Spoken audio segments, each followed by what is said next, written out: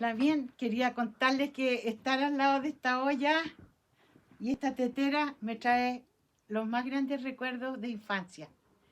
Esta ruca me trae el recuerdo de mi amado Imperialito, donde nació mi padre, donde se criaron mis ancestros.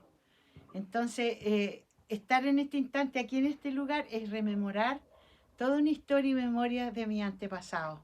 Quiero dar las gracias al Chau por esta bendición de darme este regalo tan lindo hoy día, junto con mi familia, mi cuñada, mi hermano, mis músicos y ustedes, queridas Lamien, que contribuyeron a este lindo día, a este bello momento en donde muchas mujeres bajaron de los cerros a ver este concierto, a compartir un misagún, a ser amigos, a bailar, a cantar.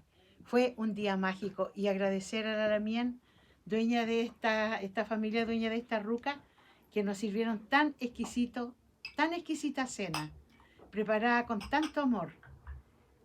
No tiene precio. Muchas gracias. Quiero decirles algo, despedirme de ustedes, queridas Lamien, felicitarla por toda la labor que hicieron.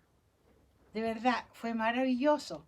No es una palabra por decirla, sino porque de verdad se notaba una organización terriblemente compacta, muy unida. Eso es admirable. En nuestro mundo ya no está sucediendo esas cosas, así que miles de felicitaciones.